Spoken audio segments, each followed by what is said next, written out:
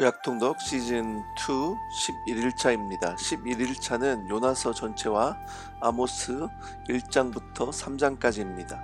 이제 선지서를 본격적으로 읽게 됩니다. 선지서는 대선지서와 소선지서로 나눠지는데 책의 분량에 따라서 대선지서 5권, 소선지서 12권입니다. 선지자는 하나님의 말씀을 전하는 예언자입니다. 선지서의 시작은 누구에게 임한 하나님의 말씀이라 이렇게 시작을 합니다. 선지자는 자신의 말이 아니라 자신에게 임하신 하나님의 말씀을 전하는 것입니다. 선지서를 읽을 때는 구약 성경의 순서대로 읽지 않고 시간 순서대로 읽도록 하겠습니다. 먼저는 요나서입니다. 요나는 선지자 중에서 제일 먼저 활동을 했습니다. 북왕국 이스라엘의 선지자로 아시리아의 니느웨에서 활동했습니다. 이스라엘의 원수였던 아시리아의 수도 니느웨에 가서 회개의 메시지를 전하라는 하나님의 명령이 마음에 안 들었던 요나는 니느웨로 가지 않고 요빠 항구에서 스페인으로 가버립니다. 그 당시 니느웨에서 가장 먼 나라였습니다.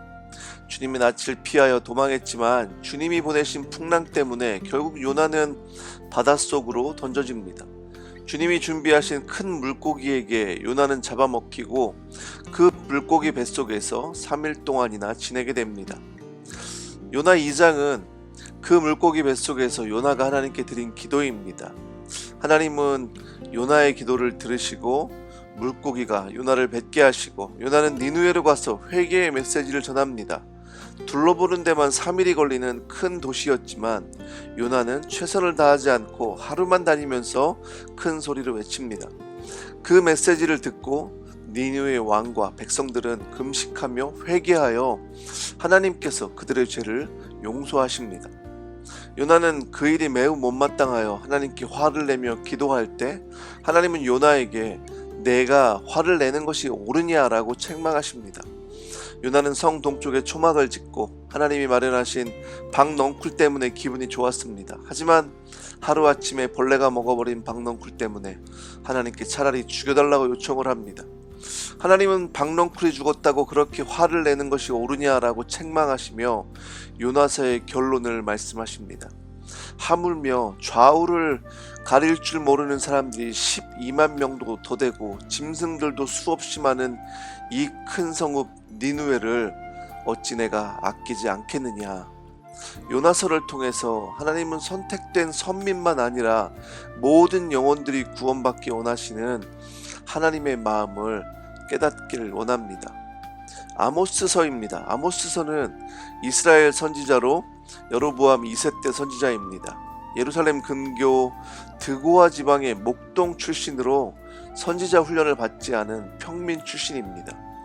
여로보암 2세는 아시리아가 다른 문제에 한눈을 파는 사이 부와 권세를 누리던 왕이었습니다. 그런 나라의 부유함과 권세를 누리는 가운데 사회 정의는 망가뜨려졌고 빈익빈, 부익부 현상이 나타나고 있던 시대였습니다.